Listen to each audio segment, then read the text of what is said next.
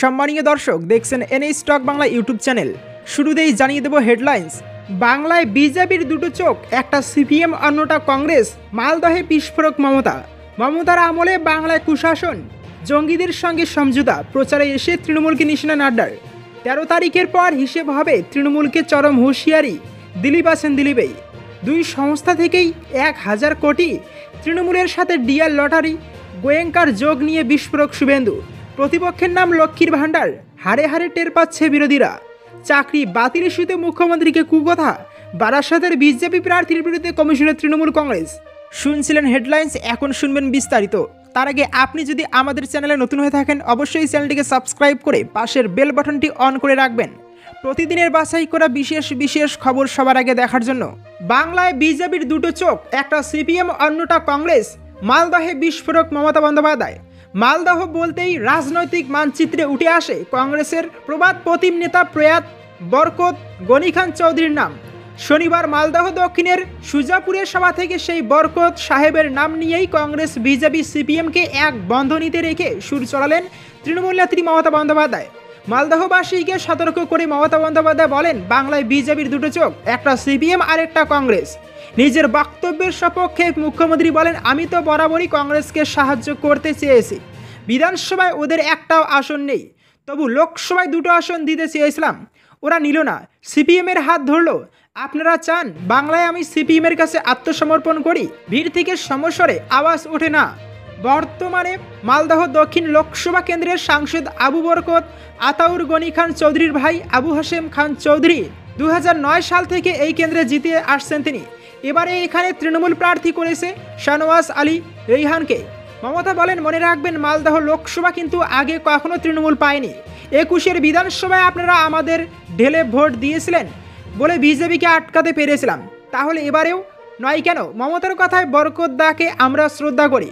তিনি যতদিন ছিলেন আপনারা কংগ্রেসকে ভোট দিয়েছেন, আমরা খুশি হয়েছি, কিন্তু এখনও কেন বারবার ওদেরই ভোট দেবেন? মৌসুম বেনজির নূরকে তো আমরাই জিতিয়েছিলাম, কিন্তু লোকসভায় গিয়ে যে চুপ করে বসে থাকে, মানুষের কথা বলে না, তাকে কেন প্রার্থী করব? মহুয়া মৈত্রকে দেখুন, সংসদে বিজেপির বিরুদ্ধে মুখ খুলতে বলে ওকে তাড়িয়ে দিয়েছে। 2021 সালে সুজাপুর থেকে জিতেছিলেন তৃণমূলের মোহাম্মদ আব্দুল গনি। যদিও ভোটের জেতার পর থেকে তাকে নিয়ে মানুষের মধ্যে বিস্তর ক্ষোভ রয়েছে। এদিন বক্তব্যের শুরুতেই সেই প্রসঙ্গ টেনে মুখ্যমন্ত্রী বলেন, ক্ষমা চেয়ে নিচ্ছি, ভুল ত্রুটি যদি কেউ করে থাকে তাতে দলের অভিমান হলে মানুষের কাছে ভুল স্বীকার করা উচিত। আপনারা বিধানসভায় গনি সাহেবকে জিতিয়েছিলেন, মালদহকে মর্যাদা দিয়ে তাকে ওয়াকফ বোর্ডের চেয়ারম্যান করি। তিনি এলাকায় আসতে সময় পান না, তাই এখন থেকে এখানটা আমি নিজে দেখব। মুখ্যমন্ত্রী বোঝাতে চেয়েছেন তার নজরের সবটাই থাকে, তাই কেউ ভোটে জিতে এলাকায় অবহেলা করলে সেটাও তার নজর এড়ায় না। মনে করিয়েছেন বাম আমলে রাজ্যের সংখ্যালঘুরা বঞ্চিত ছিল। রাজ্য বাজারে সংখ্যালঘুদের জন্য বরাদ্দ করা হতো 400 কোটি টাকা, এখন সেখানে বরাদ্দের পরিমাণ 4500 কোটি। মমতার আমলে বাংলায় কুশাসন, জঙ্গিদের সঙ্গে সমঝোতা। প্রচারে এসে তৃণমূলকে নিশানা নাড্ডার। বাংলা জঙ্গিদের আশ্রয়স্থল। মমতা বন্দ্যোপাধ্যায়ের সরকার জঙ্গিদের সঙ্গে আপোষ করছে। নির্বাচনী প্রচারে বারে এই ইস্যুতে তৃণমূলের বিরুদ্ধে সুর চড়াতে দেখা গিয়েছে বিজেপিকে। প্রচারে বঙ্গ বিজেপি থেকে শুরু করে গেরুয়া শিবিরের কেন্দ্রীয় নেতৃত্ব সকলেই তৃণমূল সরকারের বিরুদ্ধে জঙ্গিদের প্রশ্রয় দেওয়ার অভিযোগ তুলতে ছাড়েনি। এবার সেই সুর শোনা গেল বিজেপির জাতীয় সভাপতি জেপি নাড্ডার গলায়। বাংলায় ভোট প্রচারে এসে মমতা বন্দ্যোপাধ্যায়ের বিরুদ্ধে তীব্র আক্রমণ করেন তিনি। বলেন, মমতা বন্দ্যোপাধ্যায়ের সরকার সন্ত্রাসবাদীদের সঙ্গে আপোষ করে। লোকসভা নির্বাচনের প্রচারে রোববার রাজ্যে এসেছেন বিজেপির জাতীয় সভাপতি জেপি নাড্ডা। চলতি লোকসভা নির্বাচনে রাজ্য বিজেপির হয়ে প্রচারে এসেছেন প্রধানমন্ত্রী নরেন্দ্র মোদী, কেন্দ্রীয় স্বরাষ্ট্রমন্ত্রী অমিত শাহ, কেন্দ্রীয় প্রতিরক্ষামন্ত্রী রাজনাথ সিং সহ একাধিক শীর্ষ নেতা। তবে এই প্রথমবার সভা করলেন জেপি নাড্ডা। এদিন দুটি সভা করার কথা রয়েছে তার। মুর্শিদাবাদের বহরমপুরের জলির বাগান মাঠে প্রথম সভা থেকেই এদিন তৃণমূল কংগ্রেসকে নিশানা করেন নাড্ডা। বিজেপি প্রার্থী চিকিৎসক নির্মল কুমার সাহার সমর্থনে সভা করেন তিনি। তৃণমূল সরকারের জঙ্গিদের প্রশ্রয় দেওয়ার প্রসঙ্গে এদিন নাড্ডা বলেন, মমতার সরকার বাংলার বদনাম করেছে, আমরা মজবুত সরকার তৈরি করতে চাই। আর মমতার সরকার তুষ্টিকর্মের রাজনীতি করে, ভেদাভেদ করে, জঙ্গিদের সহানুভূতি দেখায়। বদলে কেন্দ্রের মোদী সরকারের প্রশংসায় তার বক্তব্য, যখন পাকিস্তান আমাদের উপর হামলা চালায় তখন প্রধানমন্ত্রীর নেতৃত্বে দেশ সার্জিক্যাল স্ট্রাইক করে। মোদী সরকার আতঙ্কবাদীদের ঘরে ঢুকে মারে। ইউপিএর সময় যেসব কাশ্মীরি জঙ্গি ছিল তাদের প্রধানমন্ত্রী কার্যালয়ের নিয়ন্ত্রণ করা হতো। এটাই ছিল তখন মজবুত সরকারের নমুনা। এ যাবৎকালে রাজ্যের শাসক দলের বিরুদ্ধে অন্যান্য অভিযোগের সঙ্গে 24 লোকসভা নির্বাচনের সন্দেশখালির ঘটনাকে বিরোধীদের সুর চড়াতে অন্যতম বিষয় হতে দেখা গিয়েছে। এদিন জেপি নাড্ডাও সন্দেশখালির ঘটনা নিয়ে সরব হন। তার কথায় শেখ শাহজাহানকে আড়াল করেছেন মুখ্যমন্ত্রী মমতা বন্দ্যোপাধ্যায়। মহিলা মুখ্যমন্ত্রী হওয়া সত্ত্বেও বাংলায় নারী নির্যাতন হয়ে রয়েছে। বাংলায় এখন মা বোনেরা সুরক্ষিত নয়। সন্দেশখালি নিয়ে মুখ্যমন্ত্রীর এই ভূমিকা অত্যন্ত দুর্ভাগ্যজনক। 13 তারিখের পর হিসেব হবে তৃণমূলকে চরম হুঁশিয়ারি। দিলীপ আছেন দিলীপেই। বেভাস মন্তব্যের জন্য নির্বাচন কমিশন এমনকি নিজের দলেরও রোষের মুখে পড়তে হয়েছে তাকে। তবু দিলীপ ঘোষ আছেন স্বমহিমাতেই। এদিন মর্নিং ওয়াকে বেরিয়ে তৃণমূলকে মারের পাল্টা মারের হুঁশিয়ারি দিয়ে ফের তা বুঝিয়ে দিলেন বর্ধমান দুর্গাপুর কেন্দ্রের বিজেপি প্রার্থী। তৃণমূল বিজেপি কর্মীদের উপরে হামলা চালালে তিনি যে ছেড়ে কথা বলবেন না, এদিন ফের তা মনে করিয়ে দিয়েছেন দিলীপ। একই সঙ্গে 13ই মে বর্ধমান দুর্গাপুরের ভোট হয়ে যাওয়ার পর হিসেব হবে বলেও হুঁশিয়ারি দিয়েছেন তিনি। দিলীপ ঘোষ এদিন রাগ ঢাক না করেই বলেন, আমাদের উপরে হামলা হলে আমরা হামলা করেই উত্তর দেব। দিলীপ ঘোষ এটা পরিষ্কার করে বলছে, কে কি করবে জানি না, আমি এসে গিয়েছি, চোখ দেখালে চোখ দেখাবো, লাঠি দেখালে লাঠি দেখাবো। আর ওরা যদি 13 তারিখ পর্যন্ত ভদ্রলোকের মতো না থাকে তাহলে 13 তারিখের পর হিসেব হবে। আমি তো থাকবো 5 বছর। নিজের জয় নিয়েও যথারীতি আত্মবিশ্বাসী দিলীপ। তার দাবি, ওদের প্রার্থীকে তাই এখন থেকে দেখা যাচ্ছে না, কোনো নেতার সামনে আসছে না, পার্টি অফিসের সামনে আমাকে গো ব্যাক বলছে। দম থাকলে রোদে বেরো না, বিজেপি 1 ইঞ্চি জায়গা ছাড়বে না। যদিও দিলীপ ঘোষের এই হুঁশিয়ারিকে আমল দিতে নারাজ রাজ্যের শাসক দল তৃণমূল কংগ্রেস। তৃণমূল মুখপাত্র জয়প্রকাশ মজুমদার বলেন, দিলীপ বাবুকে তার নিজের দল বিজেপি নির্বাচন কমিশন সাসপেন্ড শোকজ করেছে। সংবাদ মাধ্যমে বেঁচে থাকার জন্য রোজ সকালে অকথা কুকথা বলে চলেছেন, কখনো লাঠি আবার কখনো গদা নিয়ে বেরিয়ে পড়ছেন। একটা নাটুকে চরিত্র। ওখানে তো বিজেপির কোনো সংগঠন নেই। শুভেন্দু অধিকারী দিলীপ ঘোষকে মেদিনীপুর থেকে উৎখাত করে বর্ধমানে পাঠিয়েছেন। ওনার পিছনে তো ওনার দলেরই কোনো নেতা নেই। সবাইকে মারবো ধরবো না বলে এসবের প্রশ্ন উত্তর দিন। হতাশায় উনি এসব বলছেন। প্রসঙ্গত বর্ধমান দুর্গাপুর কেন্দ্রে প্রচারে নেমেই মুখ্যমন্ত্রী মমতা বন্দ্যোপাধ্যায়ের উদ্দেশ্যে কুরুচিকর মন্তব্য করেছিলেন দিলীপ, যে কারণে তাকে শোকজ করে সতর্ক করে দেয় নির্বাচন কমিশন। বিজেপির কেন্দ্রীয় নেতৃত্ব দিলীপ ঘোষকে সংযত হওয়ার জন্য কড়া নির্দেশ দেন। যদিও তারপরেও নিজের বেপরোয়া মনোভাব বদল আনতে নারাজ দিলীপ ঘোষ। 2 সংস্থা থেকেই 1000 কোটি, তৃণমূলের সাথে ডিএল লটারি, গোয়েঙ্কার যোগ নিয়ে বিস্ফোরক শুভেন্দু।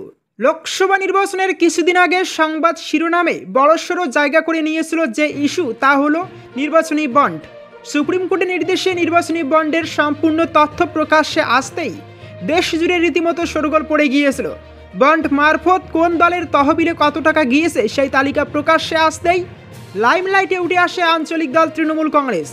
তবে সেই চ্যাপ্টার আপাতত বর্তমানে চলছে লোকসভা নির্বাচন। দ্বিতীয় দফার ভোট গ্রহণও শেষ। তবে এরই মাঝে ফের শুভেন্দু অধিকারীর মুখে উঠে এলো নির্বাচনী বন্ডের প্রসঙ্গ। সম্প্রতি দ্বিতীয় দফার ভোটের প্রচারে মেদিনীপুরে সভা করেন মমতা বন্দ্যোপাধ্যায়। সেখান থেকে নন্দীগ্রামের প্রসঙ্গ তুলে নিশানা করেন শুভেন্দু অধিকারীকে। পুরনো স্মৃতি উস্কে নাম না করে শুভেন্দু অধিকারী ও শিশির অধিকারীর কথা শোনা যায় মমতার গলায়। বলেন, সেদিন যখন এসেছিলাম আমি, কোথায় ছিলেন পিতা পুত্র, কেউ কেন দেখতে পাননি তাদের? এদিকে মমতার এই আক্রমণের পাল্টা দিয়েছেন শুভেন্দু অধিকারীও। কারণ নাম না নিয়েই শুভেন্দু বলেন, এই মা বেটা কোথায় ছিল? নেতাইয়ে কোথায় ছিল নন্দীগ্রামে? জানতে চাই মা বেটা আলালের দুলাল। এরপরই শুভেন্দুর মুখে উঠে আসে নির্বাচনী বন্ডের প্রসঙ্গ। ভরার সভায় দাঁড়িয়ে তৃণমূলকে তীব্র আক্রমণ করেন শুভেন্দু অধিকারী এবং বলেন, চোরেদের সর্দার। 1400 কোটি টাকা কেবলমাত্র নির্বাচনী বন্ডে চাঁদা নিয়েছে। ভরার সভায় দাঁড়িয়ে তৃণমূলকে তীব্র আক্রমণ করেন শুভেন্দু অধিকারী এবং বলেন, চোরেদের সর্দার। 1400 কোটি টাকা কেবলমাত্র নির্বাচনী বন্ডে চাঁদা নিয়েছে, যার 600 কোটি টাকার ডিএল লটারি আর 400 কোটি দিয়েছে আরেক চিটিংবাজ সঞ্জীব গোয়েঙ্কার। প্রসঙ্গত কিছুদিন আগে নির্বাচনী বন্ড থেকে 1397 কোটি টাকা চাঁদা তুলে সকলকে চমকে দিয়েছিল বাংলার শাসক দল তৃণমূল কংগ্রেস। আঞ্চলিক দল হয়েও তৃণমূলের চাঁদা প্রাপ্তির অনুপাত দেখে রীতিমতো থ হয়ে যান সকলে। কেবলমাত্র ডিএল লটারি সংস্থার কাছ থেকে তৃণমূলের প্রাপ্তির পরিমাণ ছিল 542 কোটি টাকা। সর্বোচ্চ নির্বাচনী বন্ড ক্রেতা লটারি কিং ওরফে সান্তিয়াগো মার্টিনি সবচেয়ে বেশি অনুদান দিয়েছে দল তৃণমূল কংগ্রেসকে। প্রতিপক্ষের নাম লক্ষ্মীর ভাণ্ডার। হারে হারে টের পাচ্ছে বিরোধীরা। দক্ষিণবঙ্গ থেকে উত্তরবঙ্গ সর্বত্রই ভোট চর্চার মুখ্য বিষয় লক্ষ্মীর ভাণ্ডার। কংগ্রেস, সিপিএম, বিজেপি সব দলের নেতার কপালে চিন্তার ভাঁজ ফেলেছে এই লক্ষ্মীর ভাণ্ডার। একান্ত আলাপচারিতায় প্রায় সব নেতাই মানছেন লক্ষ্মীর ভাণ্ডারের মোকাবিলায় এবারের নির্বাচনের প্রধান চ্যালেঞ্জ।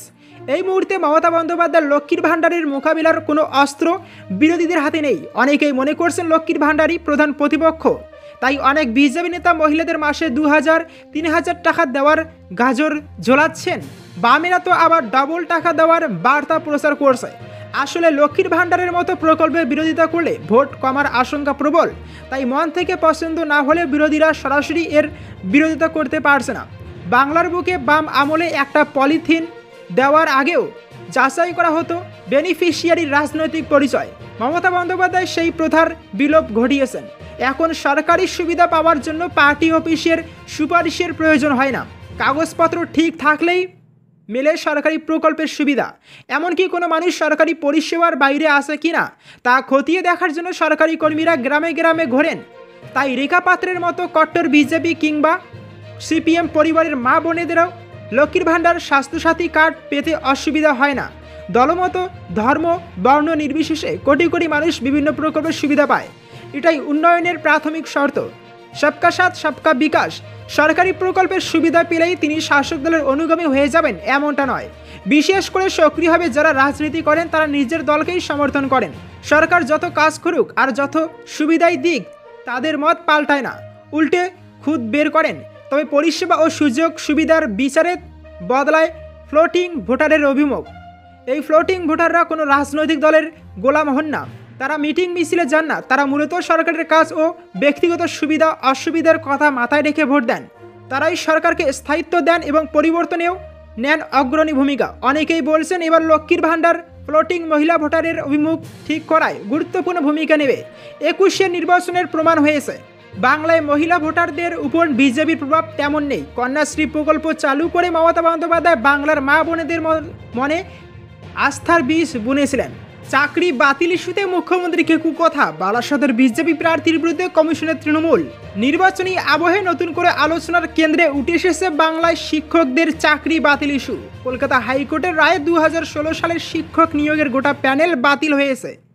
তাতে 25,753 জন শিক্ষক ও অশিক্ষক কর্মী চাকরি হারিয়েছেন। এই রায়কে চ্যালেঞ্জ করে ইতিমধ্যেই সুপ্রিম কোর্টে দ্বারস্থ হয়েছে রাজ্য সরকার ও এসএসসি। এ নিয়ে রাজনৈতিক তরজাও কম হচ্ছে না। এবার চাকরি প্রার্থীদের পাশে দাঁড়িয়ে মুখ্যমন্ত্রীকেই কুরুচিকর ভাষায় বিঁধলেন বারাসতের বিতর্কিত বিজেপি প্রার্থী স্বপন মজুমদার।